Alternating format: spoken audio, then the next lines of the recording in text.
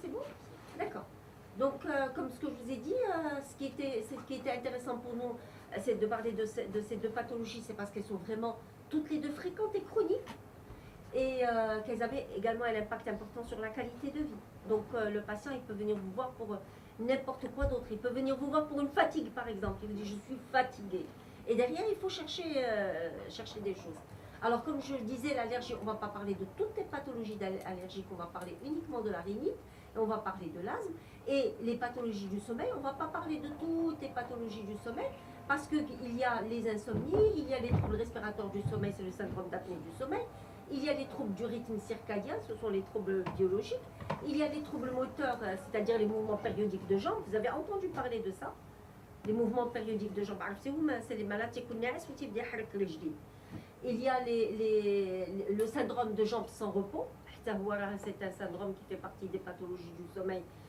Au moment où il se met au lit, il commence à avoir comme des fourmillements, comme vraiment une sensation inconfortable au niveau des jambes.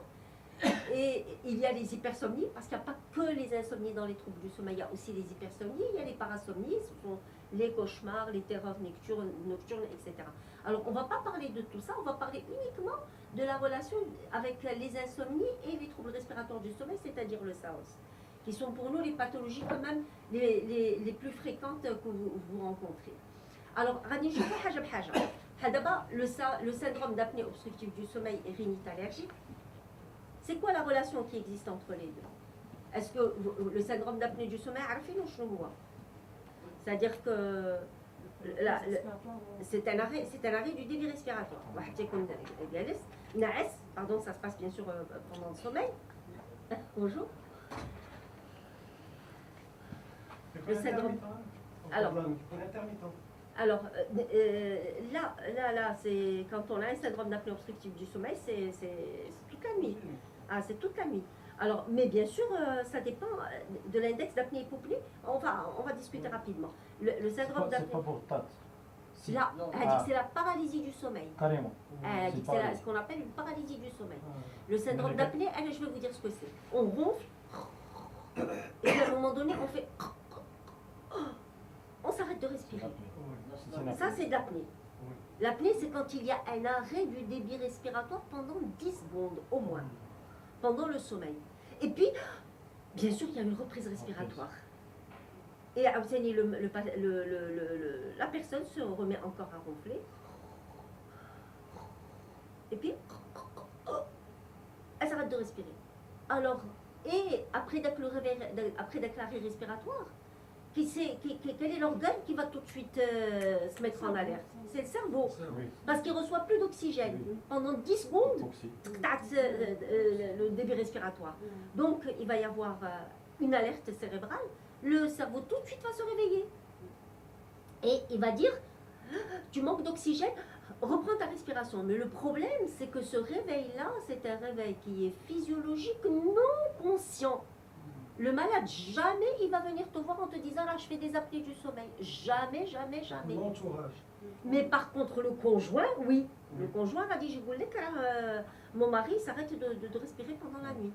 Ou bien alors, on va jusqu'au moment où il va commencer à y avoir des complications, c'est-à-dire de l'hypertension artérielle, des troubles du rythme cardiaque, de l'obésité, du diabète.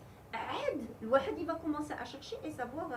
D'ailleurs, on fait beaucoup de formations pour les cardiologues pour leur expliquer que des fois, l'hypertension artérielle essentielle, elle est en rapport avec le syndrome d'apnée du sommeil. Pourquoi?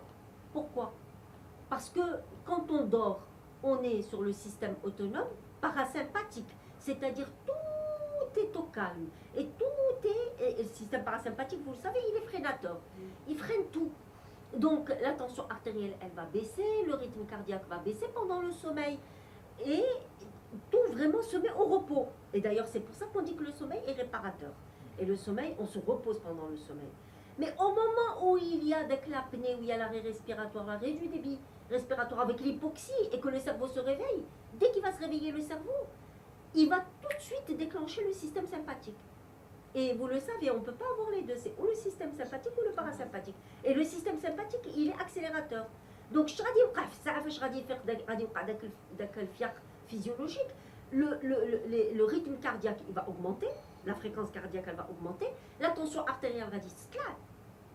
Et le malade il va se retrouver en état d'activité sympathique. D'accord? Et c'est ça ce qui fait que à la longue, une hypertension artérielle s'installe. Et ça, les cardiologues maintenant, ils le savent, que quand ils font leur holter de 24 heures, la tension, et qu'ils trouvent des pics la nuit, ils savent que c'est un syndrome d'apnée du sommeil et ils vont chercher dans ce sens-là. Parce qu'au contraire, pendant le sommeil, il faut que la tension artérielle reste basse pendant toute la nuit. Donc, et le syndrome d'apnée, pour faire le diagnostic, c'est pas évident. Jamais personne ne va venir vous voir vous dire j'ai un syndrome d'apnée. Il faut aller chercher derrière. Il faut voir, est-ce qu'il n'y a pas une notion d'obésité, est-ce qu'il n'y a pas une notion de... D'accord? Est-ce que le conjoint ne rapporte pas? Est-ce qu'on ronfle? Bonjour. Bonjour. Pardon, s'il vous plaît, l'obésité, c'est la conséquence ou c'est... Alors, ils sont tous les deux intriqués et on peut dire que vraiment, les uns avec les autres, c'est vraiment forme un cercle vicieux. C'est-à-dire, tant que la personne, elle n'a pas fait un effort pour perdre son poids, elle a de fortes chances de faire vraiment l'apnée du sommeil. Et puis, l'apnée du sommeil, quand on fait un syndrome d'apnée du sommeil, on a un sommeil de très mauvaise qualité. Il se trouve que les sécrétions hormonales de la leptine, qui est l'hormone de satiété, c'est-à-dire c'est elle qui nous dit ça fait la nichevette. Ça fait. Il y a l'hormone de satiété, la leptine, elle est sécrétée la nuit. Quand il y a avec la perturbation d'elle, le sommeil le soir, les sécrétions hormonales brassons ne se font pas de façon normale. Donc il n'y a pas suffisamment de sécrétion de leptine et la personne pendant la journée, elle ne fait que manger. Et ça, maintenant, on le sait. Les gens qui dorment mal, qui dorment peu... Vous le savez, je le sais. Ah non, pardon. Pour vous dire, في l'entourage, كتلقى مثلا عندنا حنا في l'entourage واحد مشى عند كارديولوج داروا له كان كيقولوا له سي با كيقولوا له نوي عندك une tachycardie, peut-être que vous avez fait des cauchemars. Ah non. Alors, moi je vous dis, maintenant ça vous revient. Ah, oui, oui. Alors écoutez, nous, vraiment, on n'arrête pas de faire des congrès chaque année pour sensibiliser les gens. On n'arrête pas de faire des formations, que ce soit pour les cardiologues, pour les médecins généralistes.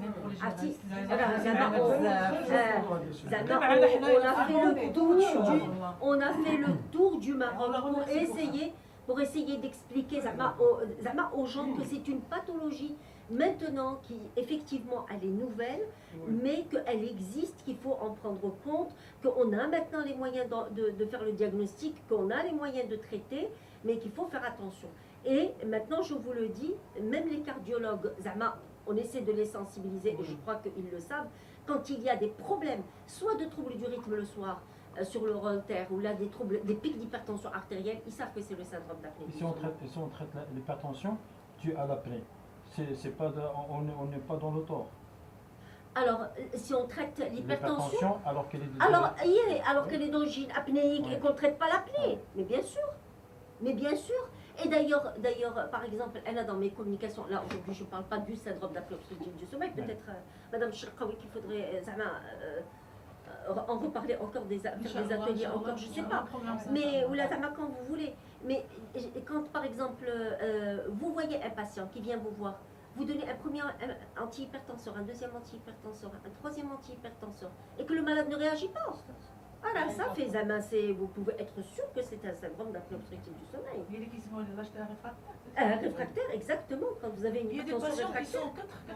Il y a des patients qui sont 4 médicaments. Mais est-ce que c'est la 4 médicaments Certainement pas. Non, certainement pas. Mais en tous les cas, parmi les causes, mais les causes principales, c'est le syndrome d'apnée obstructive du sommeil. Parce que vous traitez le jour, par exemple, quelque chose, et la nuit, c'est encore à nouveau, le processus, il est là, physiopathologique, pour garder l'hypertension artérielle. Donc, il est tout à fait normal que le patient ne va pas du tout réagir. Et dès que vous voyez qu'un patient ne réagit pas à son antihypertenseur, alors allez chercher, allez voir qu'est-ce qui se passe. Ou là que vous faites un holter et que vous voyez qu'il y a des pics surtout la nuit, allez chercher, regardez qu'est-ce qui se passe pendant le sommeil. C'est exactement, c'est pratiquement, c'est un signe sûr d'il y a un syndrome d'apnée obstructive du sommeil. Donc, Mais comme on a pardon, dit ici, pardon. Il y a d'autres causes à part l'apnée du sommeil qui peuvent entrer. Oui, c'est ce que j'ai dit. J'ai dit, c'est certainement qu'il y a d'autres causes qui sont à l'origine de l'hypertension réfractaire. Certainement. Non, je parle des problèmes d'apnée Oui, du sommeil. oui. Du sommeil. On peut avoir peut-être des problèmes psychologiques. Mais bien sûr, parce que le sommeil, il rétablit l'humeur, le sommeil rétablit la concentration, l'attention, il rétablit toute la tous les qualités cognitives de l'individu. Je vais vous prendre un exemple. Aux États-Unis, au Canada, pardon, quelqu'un qui fait un accident, ne serait-ce qu'un accrochage, un simple accrochage, c'est quelqu'un à qui on va demander de faire automatiquement un examen ophtalmologique, une glycémie et un enregistrement du sommeil. Obligatoirement. Parce qu'ils se disent, s'il a fait un accident, c'est que ou il n'a pas vu, ou bien il était en hyperglycémie ou là en hypoglycémie, ou bien alors il était somnolent avec des troubles de l'attention. Des troubles de l'attention. Et ça, donc les troubles de l'attention ne peuvent se voir que parce qu'il ne dort pas bien. Le drame lié le syndrome d'apnée obstructive du sommeil, c'est que le malade ne se rend pas compte. Mais tu sais, ou là je dors que 4 heures ou là 5 heures. L'insomniaque, je dors pas. Je dors par exemple jusqu'à 2 heures du matin pour me réveiller à 6 heures. Ou là je dors à minuit et à 2 heures du matin, ça me fait l'apnée, non, il ne va pas le dire. L'apnée qui va dormir à 10 heures du soir, il va se réveiller à 8 heures du matin, mais il va se réveiller avec la tête lourde, avec l'impression de ne pas avoir dormi, avec l'impression que le sommeil n'était pas réparateur, avec vraiment cette impression-là. Et pendant la journée, il va continuer à somnoler. تقول له واش ما تتنعش تقول لك لا تنعس ولكن داك النعاس ما كافينيش وما داير لي والو تنحس براسي فاتيغي وإلا كانت شي ريونيون داك الساعه تديني عيني كومبيان دو فوا مثلا في الطريق تنكون صايد حتى تتبغي عيني تعبيني ونبغي نعاس. توت لا جورني كيكون البروبليم ديال السمنوس توت لا جورني. الوغ كاين دي جون ثاني اللي كتكون عندك لاسيس عندهم ماشي غير Alors, la sieste, la sieste, elle est extrêmement importante parce que c'est un moment physiologique d'hypovigilance. هذيك بحال إلا في الذات ديالنا عندنا ديك le moment هذاك. Et d'ailleurs la sieste est très importante. Actuellement au Japon, ils ont compris que quand ils leur donnaient 20 minutes pour un temps de repos et de sommeil, particulièrement de sommeil, eh ben, la productivité de l'après-midi, elle est multipliée par 2. Avant, on le faisait, la sieste, c'était obligatoire. Alors, je vous il y avait l'école, voilà, exactement. 2h30 من النوبات يكون الناس يمشيو ليكول تيقولوا لك on va tête sur هذاك il vous dormez un quart d'heure. Voilà, exactement. Et bien maintenant au Japon, toutes les entreprises, qu'est-ce qu'ils ont fait? Comme ils ne peuvent pas demander aux gens de louer, eh ben, ils louent les salles de cinéma, de théâtre, tout ce qui est à côté. Et ils disent vous prenez, au lieu de prendre par exemple une demi-heure de repos, même vous allez prendre 1 heure, vous allez déjeuner en un quart d'heure, là en 20 minutes, mais il faut que vous dormiez, vous fassiez une sieste de telle à telle heure. Alors si je suis de les fauteuils, dans une salle de cinéma ou là dans un truc ou là dans n'importe quoi. En tous les cas, la sieste elle est obligatoire. C'est pour répondre à votre question, pour vous dire que c'est un moment physiologique d'hypovigilance, donc quand on dort c'est bien. L'hypersomnolence pendant la journée, c'est non. C'est quelqu'un qui a dormi de 10h à 8h du matin et qui à la réunion de 10h30, c'est le carasson. Il n'arrive pas à se concentrer, il a des troubles de l'attention, il n'arrive pas à se concentrer du tout. D'ailleurs, il commence à perdre même un peu la mémoire, les gens qui sont apnéiques le soir. Tout ça pourquoi? Parce que le sommeil, il est régulé par notre horloge biologique. Vous savez, cette horloge qui est au milieu de notre tête, et il est régulé par notre horloge biologique. Et cette horloge biologique, elle commande pas que le sommeil. Elle va commander le sommeil, elle va commander les activités motrice, elle va commander l'humeur, elle va pratiquement tout commander. Elle va commander la mémoire. Donc si jamais, et le sommeil c'est le chef de file, si jamais le sommeil est touché, et bien dès que derrière lui, il est touché. Et il y a des gens qui font des troubles de la mémoire, il y a des gens qui font des hada, mais non les apnéiques. Mais ce qui est dramatique chez les apnéiques, c'est qu'ils ne s'en rendent pas compte. Ils ne vont pas venir vous voir, vous dire ah, je fais de l'apnée. Donc, Zama. Même est-ce qu'il y a des explorations autres, par exemple l'oxydométrie, le problème le manque d'oxygène, c'est-à-dire qu'on peut faire la nuit, faire un bien test. sûr, mais bien voir sûr. s'il y a- Il y a des enregistrements. Bien sûr qu'il y a l'oxymètre dont vous avez parlé. Oui, c'est- Donc l'oxymètre à lui seul, c'est-à-dire pour les gens il peut qui nous donner souffrent une idée. de Bien sûr. d'hypoxie. Alors, il y a exactement ceux qui font d'hypoxie la nuit, là, ou avec l'oxymètre, alors on peut détecter. Alors ça, c'est par exemple quelque chose qu'on a voulu développer ici au Maroc. Comme ça, les médecins généralistes, au moins même les ORL, bravo, ça va leur rendre service. Pour savoir donc à quel niveau est-ce que c'est quelqu'un qui fait. Bon, l'oxymétrie, elle ne va pas te donner l'index d'apnée hypopnée. Parce que elle va te dire le malade, il est apnéique. Ah, il est vraiment apnéique. Ou là, non, je n'ai pas détecté du tout d'hypoxie pendant la nuit. Ben, au moins, tu sais où c'est que tu en es. Malheureusement, il y a encore un système ici qu'on n'est pas arrivé du tout à surmonter, c'est que les prestataires, les cheddines, le matériel, etc., ne veulent pas développer cette technique parce qu'elle coûte rien. Mais ça va venir, parce qu'on est en train de batailler. Je sais pas, le Holter, il y a l'attention, je suis en train de batailler, il y avait une résistance. Il y avait une très forte résistance. Mais finalement, bon, quand ça s'est lâché, ça s'est lâché. Il y a toujours une période de résistance, mais quand ça va venir, ça va venir. Alors quand ça va venir, vaut mieux que le wahdi qu'on m'aide. Qu'est-ce qu'il faut qu'il Je reviens à une étude qui a été exposée dans un de vos congrès, où Oui. j'ai assisté à Casa, qui a été faite par le service de pneumologie de Rabat, de la Khensi. Oui, Ils oui. ont داروا une étude sur l'autoroute Oui, exactement.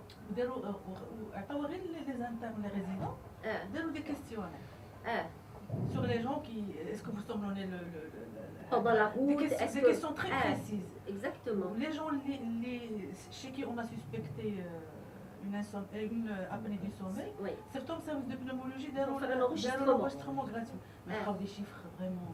30%. Waouh! C'est vraiment une étude 30% très, très intéressante. 30% des accidents sur autoroute Qui ont été méconnus. sont en rapport, 30% sont en rapport avec, bien sûr, elle est là. Ouais, donc, sont en rapport avec des apnées, avec un syndrome apnéique.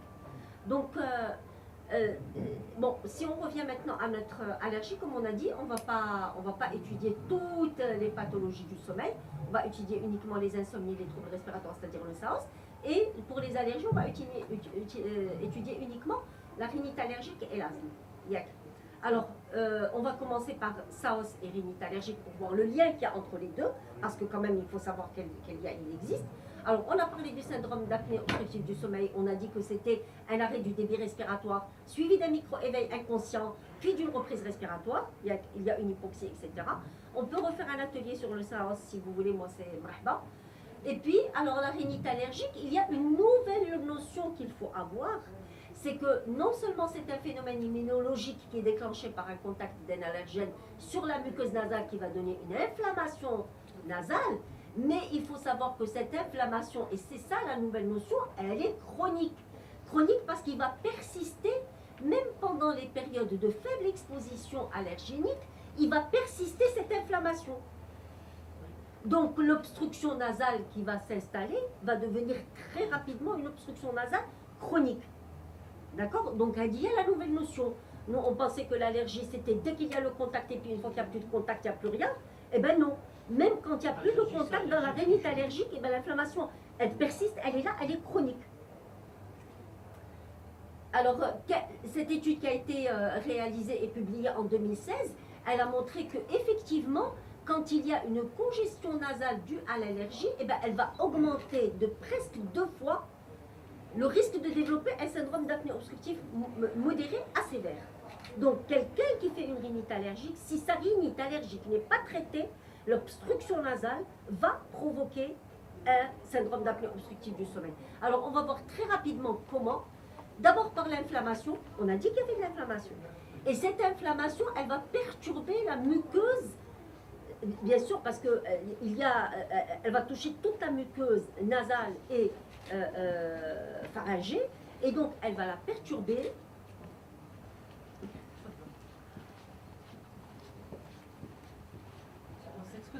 Il n'y a pas de souci. On est à Tanger, les Tangérois, ils se réveillent, elle a moi je suis peut-être c'est contagieux.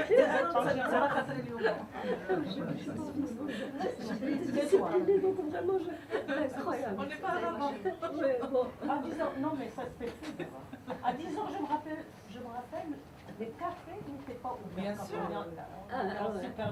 Parce que c'est la Pardon, vous avez alors cette inflammation, qu'est-ce qu'elle va faire? Elle va toucher toute la muqueuse du nez et du pharynx, et particulièrement les muscles du pharynx. Ce qui fait que pendant l'inspiration, quand le malade est endormi et que ses muscles sont relâchés, il va y avoir comme une collapsabilité des muscles du pharynx. Et c'est là où le syndrome d'apnée obstructive du sommeil apparaît. Regardez par exemple, ça c'est un sujet qui est normal, qui respire et qu'on voit que cette lumière au niveau de la partie pharyngée, elle est là, elle est ouverte. Mais quand il y a un syndrome d'apnée obstructive du sommeil, eh ben, tous les muscles du pharynx vont se collaber. Ils vont se collaber. Et c'est dû au fait qu'il existe une inflammation et que cette inflammation, elle est due au phénomène allergique. D'accord? Alors, donc, on le sait maintenant, l'allergie peut augmenter l'inflammation au niveau des muscles du pharynx et de provoquer cette collapsabilité. Mais il y a un deuxième processus qui est un processus mécanique, c'est que quand on dort et qu'on a une obstruction nasale, qu'est-ce qu'on fait? On est obligé d'ouvrir la bouche pour respirer. Et le fait d'ouvrir la bouche va faire que la mandibule va s'affaisser vers le bas. Et dès qu'on l'affaisse vers le bas, eh ben, la lumière encore du pharynx va diminuer, se rétrécir. Et on va avoir une fermeture des voies aériennes supérieures. Et donc, par conséquent, on va avoir des apnées. Alors, tout ça, ce sont des articles quand même qui sont assez récents. Ensuite, il y a un autre phénomène, c'est que quand on a une obstruction nasale, il y a une augmentation de la résistance des voies aériennes supérieures. Tu es obligé de... Dès que tu augmentes la résistance des voies aériennes supérieures, tu vas augmenter la pression négative du thorax qui doit appeler l'air. Et en appelant l'air, il va tirer avec lui les muscles du pharynx. Donc, il y a à Outeni un autre phénomène de risque de collapsabilité. Le dernier phénomène, et ça on l'a vu hier quand on a étudié la croissance des enfants lors du syndrome d'apnée obstructive du sommeil, c'est que quand on fait un trouble, quand on fait une obstruction nasale, qu'elle soit d'origine allergique ou autre, eh ben, il y a des troubles de la croissance, parce que l'enfant il ouvre sa bouche pour respirer. Alors ça, je voudrais vraiment encore insister là-dessus, parce que je sais qu'il y a des gens parmi vous qui n'étaient pas avec moi hier à l'atelier, et c'est on dit chez l'enfant que son nez est le roi de la face. Parce qu'il va l'aider à non seulement à respirer, mais il va l'aider également à réchauffer l'air, à humidifier l'air, à purifier l'air, de telle sorte à ce que cet enfant ne respire que de l'air qui est réchauffé, propre et humide et qui ne fait pas d'infection. Un nez qui est bouché chez un enfant veut dire que il va ouvrir la bouche et il va commencer à respirer. Une fois qu'il ouvre la bouche, qu'est-ce qui se passe? La langue est obligée de s'affaisser pour laisser l'air passer. Or, le rôle de la langue, on dit que le nez est le roi de la face chez l'enfant et sa langue est la reine. La langue, son rôle, c'est de faire quoi? C'est de se plaquer contre le palais. En se plaquant contre le palais, elle élargit le palais et elle permet une croissance homogène et équilibrée de toute la face. D'abord, j'ai une très très belle vidéo, si on a un petit moment on passera après. Imaginez que cette langue-là, elle est obligée de s'affaisser pour laisser l'air passer. Elle s'étale et elle laisse le palais libre. Le palais, il va devenir ogival. Et les dents, elles vont commencer à se rapprocher. Et très rapidement, l'enfant va avoir un problème d'articulé dentaire, un problème de croissance maxillofaciale, tout ça à cause du fait qu'il respire par la bouche et non pas par le nez. Donc la respiration buccale, elle est grave chez l'enfant, et la respiration nasale est extrêmement importante. Quand vous rentrez, quand vous voyez un enfant chez vous dans votre cabinet qui est là, Zama, tout de suite essayez de faire quelque chose pour lui parce que c'est vraiment grave. Et posez la question aux parents, demandez-lui est-ce que l'enfant il ronfle. Parce que le ronflement, autant chez l'adulte, c'est quelque chose qui peut être bon, bénin. Tous les ronflements ne sont pas pathologiques chez l'adulte, mais autant chez l'enfant. Un enfant qui ronfle, il faut chercher une pathologie. Un enfant qui respire par la bouche, il faut désobstruer le nez. Un enfant que vous voyez agité pendant la journée, c'est un enfant qui, lui, contrairement à l'adulte qui fait de la somnolence, il va faire des troubles de l'attention et de l'agitation. Il va faire de l'hyperactivité. D'accord? Donc, allez chercher qu'est-ce qui se passe. Demandez aux parents, est-ce que votre enfant dort bien? Donc, rappelez-vous que le nez est le roi de la face chez l'enfant. C'est extrêmement important. Et quand vous voyez un enfant qui respire par la bouche, c'est une sonnette d'alarme. Cherchez derrière qu'est-ce qui se passe. Qu'est-ce qui se passe au niveau du nez? Pourquoi il a cette bouche ouverte comme ça à respirer? Quand vous voyez une malformation au niveau de la bouche chez un enfant, cherchez qu'est-ce qui se passe. Généralement, il ronfle, son nez est bouché et très rapidement il fait des apnées du sommeil. D'accord? Donc, l'obstruction, oui. Le ronflement sur un terrain asthmatique. Sur terrain asthmatique chez l'enfant. Sur un terrain asthmatique, c'est une obstruction nasale, c'est une inflammation du nez. Et on est en train de voir qu'un nez allergique va provoquer de l'apnée. C'est ce qu'on est en train de voir, le lien qui existe entre la rhinite allergique, c'est-à-dire si quelqu'un est asthmatique, très probablement, il n'y a pas que l'allergie qui est mise en cause, mais il y a d'autres processus inflammatoires. Mais dans une grande majorité de cas, c'est allergique. Et ben, ce qu'on est en train de voir, on est en train d'expliquer comment la rhinite allergique est en train de provoquer un syndrome apnéique, aussi bien chez l'enfant que chez l'adulte. Mais en plus, quand c'est chez un enfant, ça va entraîner des troubles de la croissance, et qui dit trouble de la croissance, dit réduction encore de la lumière des voies aériennes supérieures, et dès qu'il diminue, eh ben, lors du sommeil, tout de suite, ça va se fermer, et il va faire de l'apnée. Est-ce que c'est... D'accord? Alors, la rhinite allergique, son diagnostic est facile. C'est une rhinorrhée, d'accord? Une rhinorrhée aqueuse, claire, vous le savez. Une obstruction nasale dans 81% de cas, c'est une obstruction qui se fait à bascule, un côté puis l'autre. C'est des éternuements, et puis de temps en temps, ce sont des céphalées. Mais par contre... L'éternuement, une question, quelqu'un venu dernièrement me voir avec l'éternuement une dizaine de fois. Oui. Il me dit comment arrêter ça? Oui. Parce que c'est pas normal, lorsqu'il lui arrive, lorsqu'il commence, il ne s'arrête pas. Il éternue de façon successive. Oui, sur place. là, mais vous avez fait... D'accord, vous avez fait le diagnostic de la cause de cette... Il a eu une rhinite, ça je sais. Allergique ou la non-allergique? Allergique? Oui.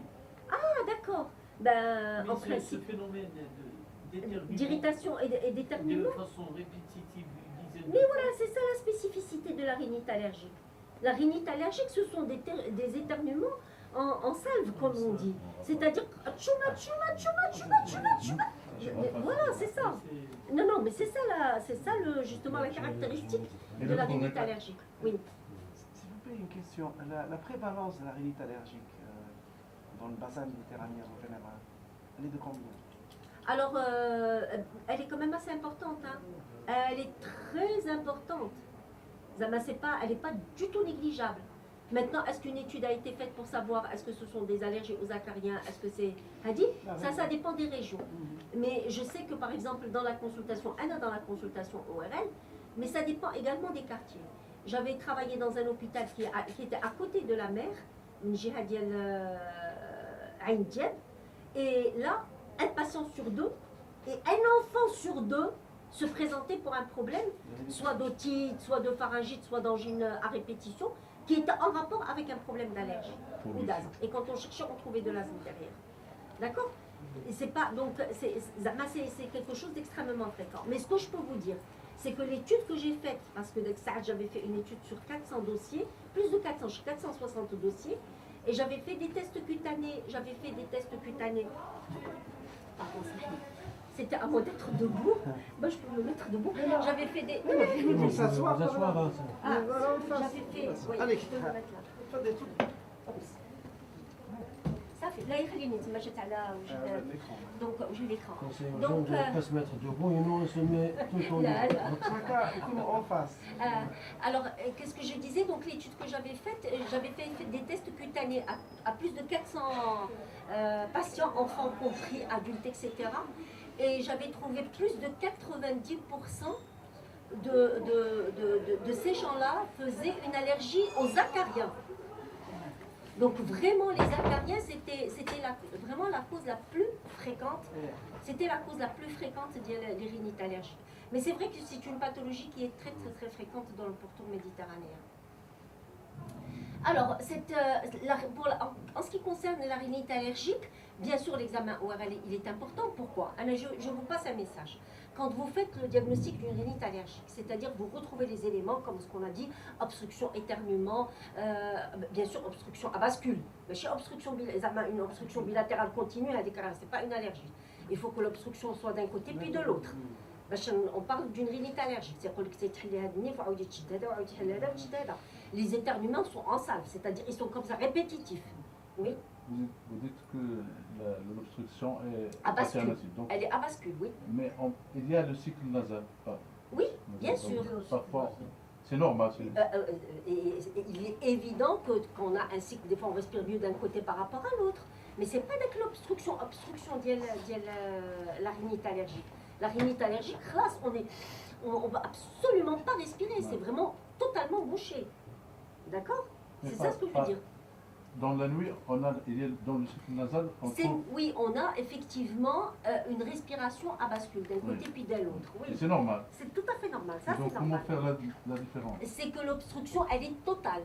Quand c'est une rhinite allergique, elle est totale. Alors que quand, par exemple, physiologiquement, c'est juste une diminution du débit d'un côté puis de l'autre. C'est une diminution de débit. Mais quand c'est une rhinite allergique, vraiment, c'est une obstruction totale. Et une obstruction à bascule totale, d'un côté puis de l'autre. Il peut être bilatéral dans un terrain allergique. Alors, des fois, on peut avoir la bilatéralité, mais attention, quand une rhinite allergique, elle passe de bascule à bilatéralité, il faut aller chercher autre chose. Voir s'il n'a pas développé des polypes au niveau des fosses nasales. Parce que là aussi, dès que l'obstruction devient bilatérale, il faut chercher autre chose. Alors, le message que je veux vous donner, c'est que quand vous êtes devant un patient qui vient, qui vous dit j'éternue beaucoup, j'ai une obstruction à bascule, j'ai une rhinorrhée aqueuse, etc. Vous faites le diagnostic, vous examinez le malade, il a vraiment une muqueuse comme ça, par exemple violacée, une hypertrophie comme ça, avec cas inflammatoire violacée avec une rhinorrhée aqueuse. Vous faites le diagnostic, vous dites oui, c'est une allergie et vous traitez. Si vous faites un traitement bien conduit pendant 4 semaines et que le malade vient vous voir 4 semaines après, de deux choses l'une. Ou bien il va vous dire, c'est bon, je me sens mieux, je vais mieux. Alors vous continuez à surveiller votre patient et à traiter votre malade et à le voir régulièrement. Alors bien sûr, il n'y a pas que le traitement médical, il y a le traitement médical et il y a toutes les recommandations qui sont l'élimination et l'hygiène de vie et tout ce qui s'ensuit. Et surtout, essayer de s'éloigner des allergènes. Si le patient, au cas où il vient vous dire ça va, je vais très très bien. Si le patient, après 4 semaines de traitement bien conduit, vient vous voir en vous disant ça n'a pas marché, je continue à avoir mes choses, etc. Alors là, vraiment, n'hésitez pas du tout à l'adresser chez l'ORL. Là, il faut l'envoyer chez l'ORL pour qu'il fasse un examen nasofibroscopique. Nasofibroscopique pour éliminer les autres causes d'obstruction à Hanafira. Voir est-ce qu'il n'y a pas une polypose, est-ce qu'il n'y a pas une anomalie de structure, une déviation d'une hypertrophie d'un des cornets, est-ce qu'il n'y a pas un processus tumoral chez l'enfant, est-ce qu'il n'y a pas un corps étranger. Donc, après 4 semaines de traitement bien conduit, si tout marche bien, bravo, gardez votre patient, vous avez vraiment besoin de l'envoyer à personne. Si après 4 semaines, ça ne marche pas, adressez-le pour un examen ORL. D'accord? Et non seulement, dès que ça arrête le médecin, il va pouvoir comprendre ce qui se passe au niveau du nez, mais il va faire également, éventuellement, le diagnostic étiologique du SAOS pour rechercher le site d'obstruction. Parce qu'au niveau du SAOS, il y a un site d'obstruction. Bon, on va continuer assez rapidement. Donc, le traitement de la rhinite allergique, vous le connaissez tous, c'est perméabiliser les fosses nasales, essentiellement par la corticothérapie, qui doit être instaurée le plus tôt possible, le plus longtemps possible, et elle doit être très bien conduite. par rapport à la 4e semaine. Bien sûr, le traitement antihistaminique de deuxième génération s'impose. Et des fois, quand par exemple le patient vient vous voir et c'est sûr que c'est une rhinite allergique avec les tests, là le chirurgien, l'ORL, il peut prendre la décision de dire j'ai un traitement, j'ai une rhinite allergique qui est résistante donc, aux médicaments, donc je peux opérer par exemple les cornets pour aider le patient à mieux respirer. En tous les cas, la libération des fosses nasales est absolument nécessaire pour être sûr qu'on ne va pas par la suite faire d'autres complications. Pardon, la corticothérapie nasale, elle doit être faite le soir ou le matin? Alors ça, c'est vraiment, ça ne pose aucun problème. Ou le soir ou le matin, ça dépend de la personne, comment elle s'organise dans sa vie. Si elle sort très tôt le matin, très vite, etc., sinon vous lui demandez de faire le soir. Sinon, si elle a le temps le matin, elle n'a qu'à faire le matin. Elle a souvent, j'associe même d'autres produits, de l'eau marine, etc. Alors là, je demande d'intercaler, de faire une le matin et par exemple les corticoïdes le soir. Ou là, l'inverse. L'essentiel, c'est que le muhim, une dose journalière est absolument... Des fois, je donne deux fois, quand vraiment le malade est très gêné, qui vient de voir au début, je lui donne 2 pulvérisations, une le matin, une le soir, pendant 2 ou 3 semaines, ou à dès que ça, je passe à une pulvérisation par jour. La durée du traitement Eh ben, il va dépendre. C'est-à-dire que, oui, il va dépendre. Si par exemple, ça reste un minimum de 3 mois généralement, mais des fois, je fais des petites fenêtres comme ça, je dis, mais si le patient, il te dit, je suis très bien libérée, maintenant je ne sens plus du tout d'inflammation au niveau de mon nez et que l'obstruction s'est levée, eh ben, on le laisse tranquille. Si une semaine après il vient vous voir en me disant dès que j'ai arrêté mon traitement, ça a repris, vas-y. On est devant l'enfant de bas âge. Oui. Quand la corticothérapie prolongée, est-ce qu'il n'a pas un effet systémique sur la croissance Très discuté parce que les uns ils te disent il y a pratiquement un fine passage systémique de la corticothérapie locale au niveau de Heda. Et puis d'autres études, ils te disent ah non, il faut faire attention, tu ne peux pas donner au long cours, talata. Mais en tous les cas, c'est beaucoup moins nocif que la corticothérapie par os. Pour toutes les molécules, où il y a des molécules spécifiques, certains retentent sur la séronne beaucoup plus. Là, tu sais, elles sont plus ou moins équivalentes, hein, donc les molécules. Le passage systémique, il est quand même assez bas, il est très bas. Une question à la corticothérapie. Quand l'obstruction est très importante, est-ce qu'on peut utiliser pour 3 corticothérapies courtes, 3 4 Oui, Eros, oui, c'est ce qu'on fait aussi. C'est ce qu'on fait quand vraiment l'enfant, l'adulte, l'enfant, ça marche. Mais quand l'adulte est vraiment très gêné, je n'hésite pas du tout. Je n'hésite pas à donner une petite cure courte de corticothérapie pour diminuer vraiment l'inflammation. Il vient vous voir gêné. Je me dis, il a des céphalées, en plus il a des symptômes. Et on se dit, bon, il est en train d'obstruer les ostiums des sinus. Il risque de faire une complication sinusienne ou une sinusite aiguë ou la shahaja. Allahumma, vaut mieux, tout à fait raison. Alors, traiter une rhinite allergique est très importante parce que si on ne la traite pas, elle va évoluer vers l'asthme, vous le savez tous. Ça va exactement, ça va évoluer vers l'asthme. Et une fois que l'asthme apparaît, puisqu'on est dans le syndrome d'apnée obstructive du sommeil, il faut savoir que la prévalence, comme la sévérité du SARS, va augmenter. La prévalence va augmenter de 35 à 70% selon les études. Vous vous rendez compte? C'est-à-dire que quelqu'un qui est asthmatique, il a entre 35 et 70% de chances de faire un syndrome d'apnée obstructive du sommeil. Et c'est pour ça qu'il faut très rapidement traiter précocement la rhinite allergique qui doit être bien conduite et à long cours. Ça, on est d'accord. Maintenant, qu'est-ce qui va se passer quand on a entre le SARS et l'asthme, qu'est-ce qui se passe comme processus? Elle aide le lien, pourquoi? On va l'expliquer. Ce sont certainement 2 affections qui sont courantes, d'accord, chez l'adulte comme chez l'enfant. Il y a, paraît-il, 300 millions d'asthmatiques dans la population générale et 10 à 20% de SARS selon les études, mais ça varie effectivement et ça augmente avec l'âge. Les comorbidités communes, c'est elles qui vont poser un problème. Pour l'asthme, comme pour le syndrome d'apnée obstructive du sommeil, vous allez retrouver comme comorbidité l'obésité. Et vous allez trouver comme comorbidité le reflux gastro-œsophagien. Bien sûr, la rhinite allergique. La rhinite allergique, mais quand vous avez l'obésité, et vous savez que l'OMS, depuis quelques années, elle a classé l'obésité comme étant une maladie à part entière. D'abord, on surpoids, etc. On note obèse, pas obèse, et quand on parle d'obésité, on parle de maladie. Donc il faut prendre quelqu'un d'obèse comme étant un malade et le traiter comme patient, comme malade. Alors, quand on a cette obésité et ce reflux gastro-œsophagien, imaginez quelqu'un qui vient vous voir et qui est asthmatique. Eh ben, vous allez vous appliquer à bien traiter son asthme, mais vous allez vous rendre compte qu'il n'est pas bien. Il vient vous voir en vous disant « je ne suis pas bien ». Eh bien, il faut voir justement, si derrière il y a un syndrome d'apnée du sommeil, puisqu'on a vu que entre 30 et 70, 35 et 70% de prévalence qu'il fasse un SAOS. Si derrière il y a de l'obésité et qu'au son du bon, il a une bonne fourchette, il a une bonne fourchette, ou si derrière il y a un reflux gastro-œsophagien et qu'on n'en tient pas compte, et il ne sera jamais guéri. De même, si quelqu'un vient vous voir qu'il a un syndrome d'apnée obstructive du sommeil, et qui vous dit j'ai été voir mon spécialiste, ou il m'a traité, ou il mis le masque, ou il mis l'appareil, ou j'arrive pas à dormir, ou ça me gêne, ou je suis gênée, ou je n'arrive pas, ou le soir, ou je réfléchis solution alors que il est obèse avec un reflux gastro-œsophagien et asthmatique, jamais il ne sera guéri. C'est ça la difficulté entre l'asthme et le SAOS. C'est que les deux comorbidités vont compliquer le tableau, et si vous ne prenez pas tout en charge, le malade radigi souffre pour l'asthme, vous avez un problème de poids. Il ne va pas comprendre, lui. Il va te dire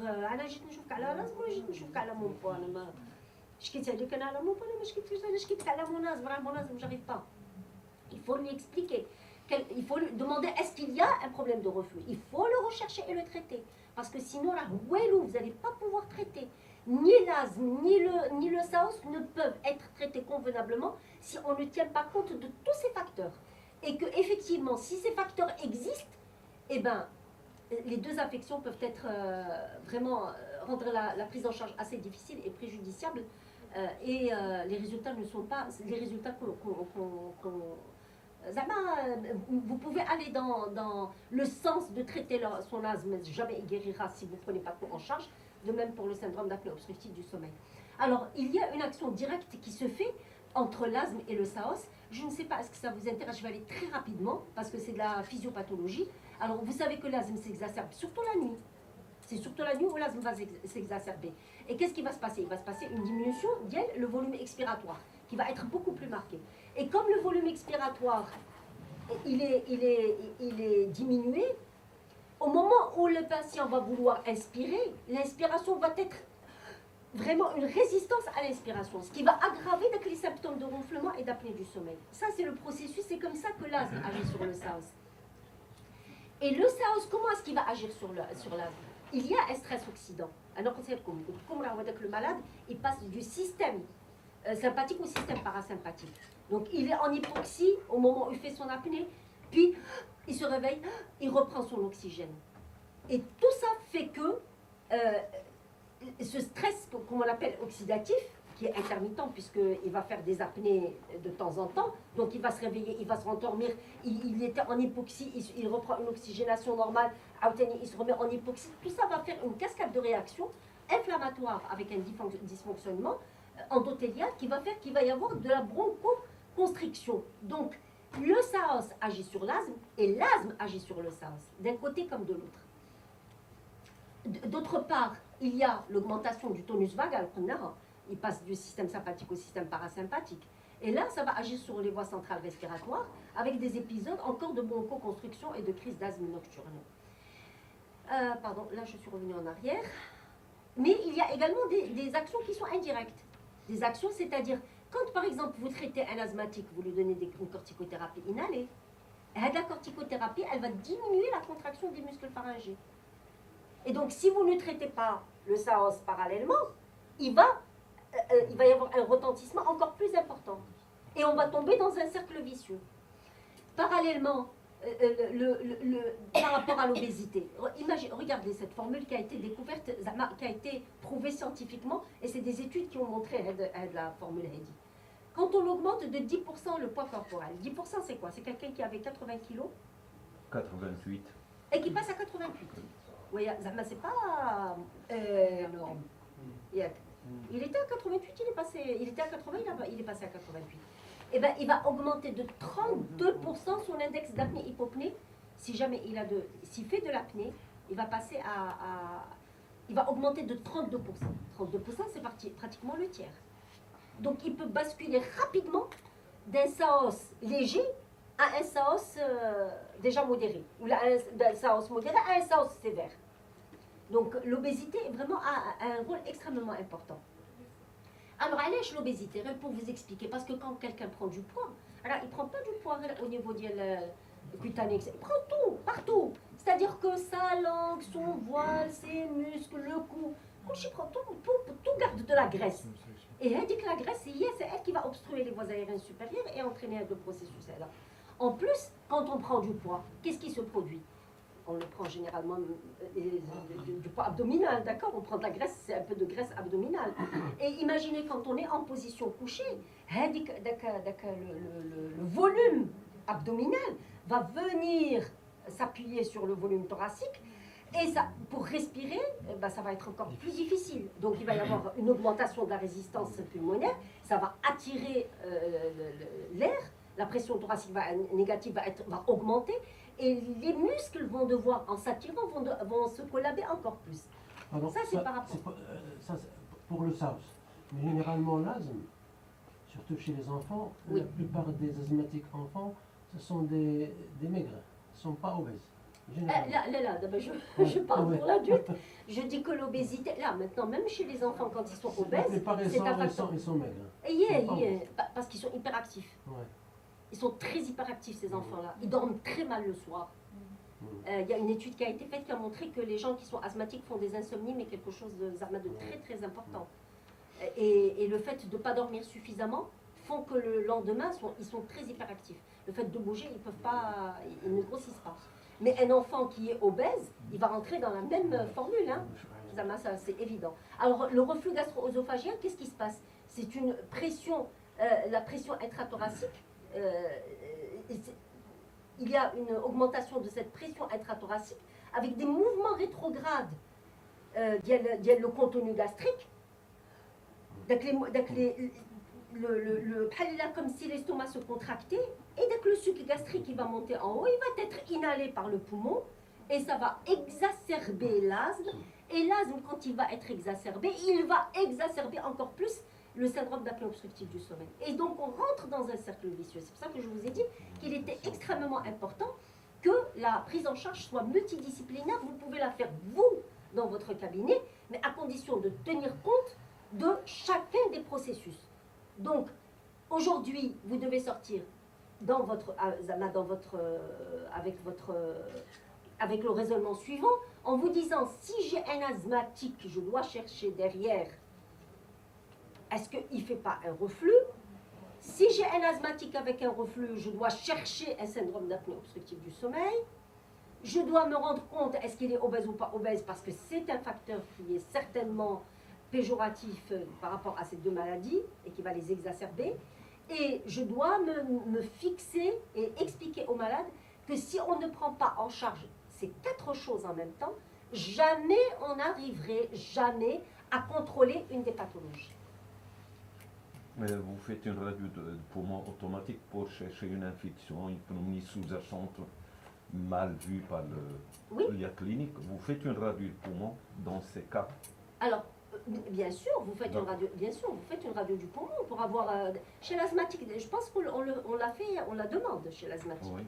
D'accord, on ne la demande pas dans le cadre du syndrome d'apnée obstructive du sommeil, ça ne sert à rien. Oui, pour le SAOS, ça ne sert à rien de faire un cliché pulmonaire. Mais pour l'asthmatique, oui. Les épreuves respiratoires aussi. Alors, l'épreuve dans l'asthme, oui. Ouais. Dans l'asthme, oui. D'ailleurs, vous savez, le syndrome d'apnée obstructive, moi je suis ORL de formation. J'ai fait le sommeil après, mais je suis de formation ORL. Moi, par exemple, un malade qui présente de l'asthme, je l'adresse automatiquement au pneumologue. Je lui dis, vous faites les épreuves fonctionnelles, vous faites, etc., etc. Parce que c'est lui qui va savoir gérer le SAOS en même temps que l'asthme. Ce n'est pas moi. Mais quelqu'un qui fait un syndrome d'apnée obstructive du sommeil isolé, ça, effectivement, je peux le prendre en charge. Mais dès qu'il fait une pathologie pulmonaire associée, j'envoie, que ce soit une BPCO ou la NASM, j'envoie tout de suite au pneumologue en lui disant... Nous, on traite tout, hein. Là, mais moi, je vous dis... On traite, même, on traite même les asthmatiques, mais généralement, on n'est pas obligé de faire des radios et des analyses ou des trucs comme ça. Hein. Un asthmatique, c'est généralement c'est bien clair, oui, donc exactement. On traite. Hein. Oui, bien sûr. Je vais Sauf revenir s'il y a des complications à ce moment-là. Voilà, bah, je reviens. Qu'est-ce que je reviens? Je reviens, pardon, excusez-moi, je reviens à la discussion de je reviens à tout à l'heure. Qu'est-ce que je vous ai dit? Je vous ai dit que lorsque vous avez un traitement qui est bien suivi et que le malade répond bien, ça fait, c'est bon. C'est tout, voilà. C'est bon. C'est pas la peine d'aller loin. Mais non, c'est bon. Là, qu'est-ce que vous allez lui demander là, les épreuves respiratoires ou la hadi, c'est parfait. Mais par exemple, maintenant, quand vous voyez que le malade ne réagit pas, ou là, quand vous voyez que le malade ne s'améliore pas, alors à ce moment-là, oui, vous pouvez. Alors ça, d'une part. D'autre part, je vais vous dire une chose. L'importance d'IELCOM, c'est quoi? C'est que par exemple, un médecin, un spécialiste, il a vu un malade, مثلا asthmatique ou un syndrome d'apnée du sommeil ou la chihaja. Vous lui avez adressé. Normalement, il doit le traiter et vous le réenvoyez pour que vous gardiez, vous, la surveillance et le dossier, et que vous sachiez comment les choses. C'est normalement comme ça que les choses devraient se faire.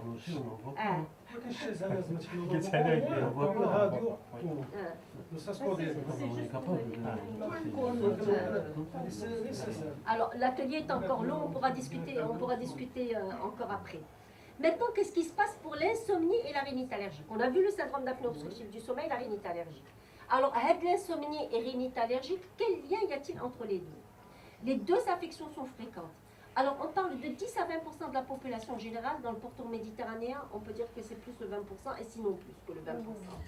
L'insomnie, on parle de 30% de la population générale. Ça, c'est dans les formes normales. Mais dans les insomnies sévères, on parle de 9% de la population générale. Bien sûr, il y a un impact sur la vie, qui est la qualité de vie, c'est tout à fait normal.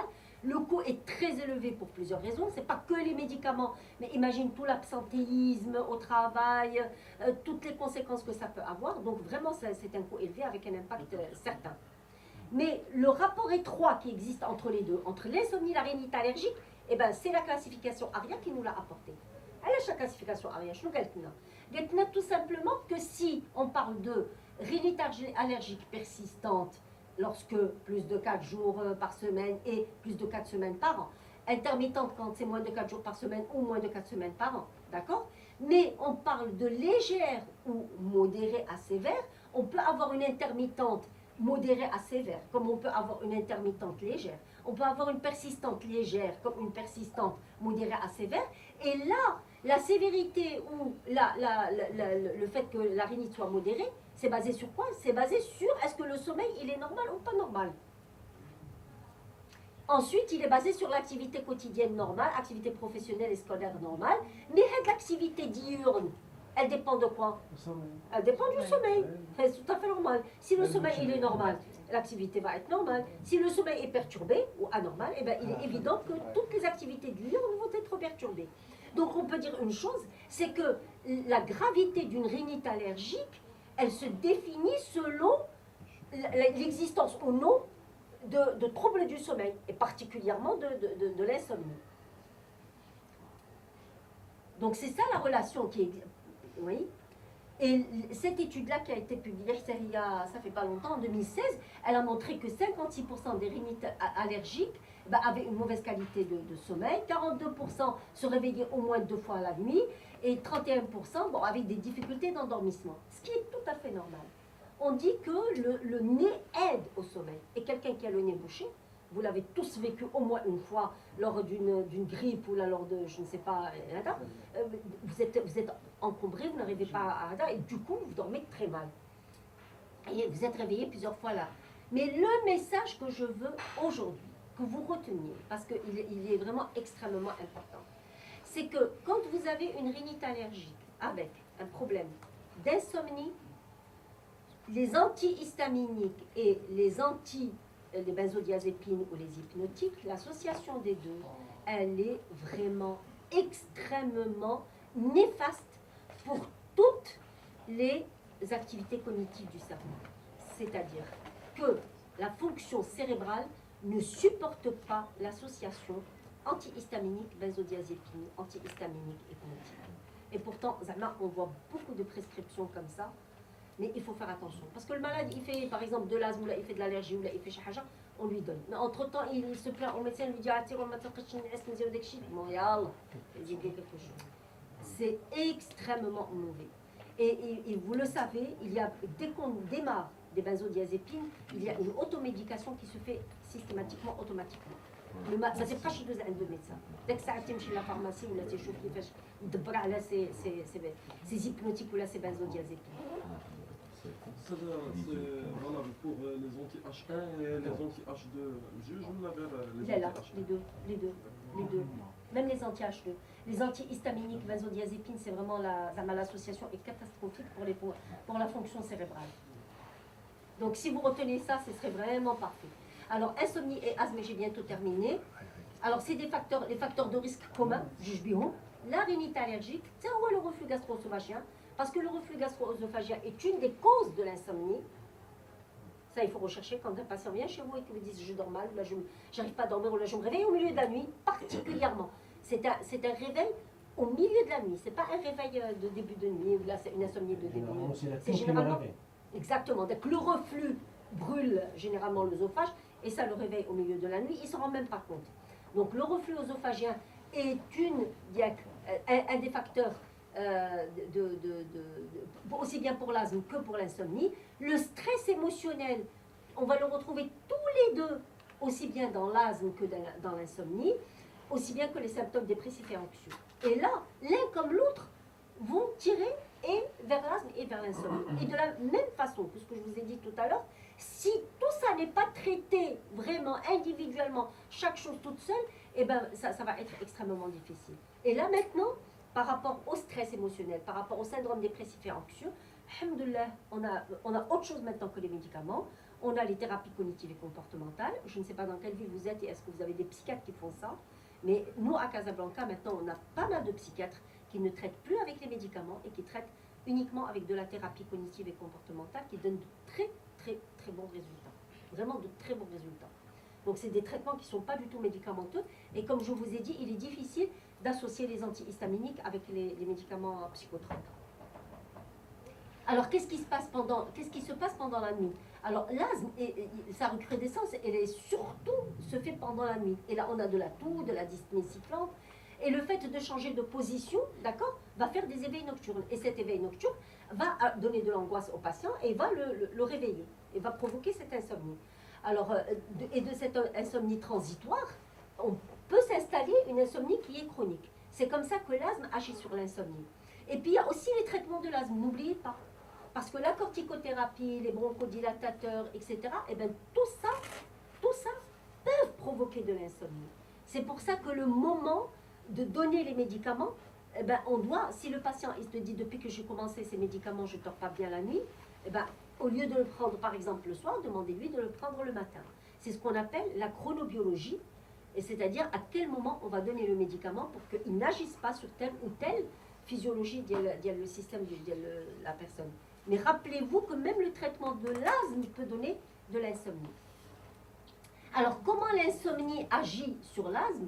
Ça, il n'y a pas de phénomène physiologique qui a été prouvé ou l'a expliqué. Mais par contre, une enquête norvégienne, elle a été intitulée HANT, qui a été publiée en 2016, elle a montré que les gens qui faisaient des insomnies d'endormissement ou des réveils nocturnes fréquents ou une insomnie chronique avaient un risque accru de 65 à 108% de développer un asthme dans les 11 ans à venir. Ah, pardon. Vous avez dépassé de loin.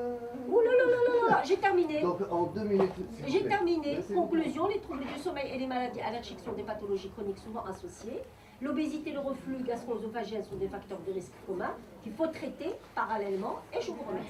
Je pense que les questions, on en a pas parlé dans la discussion.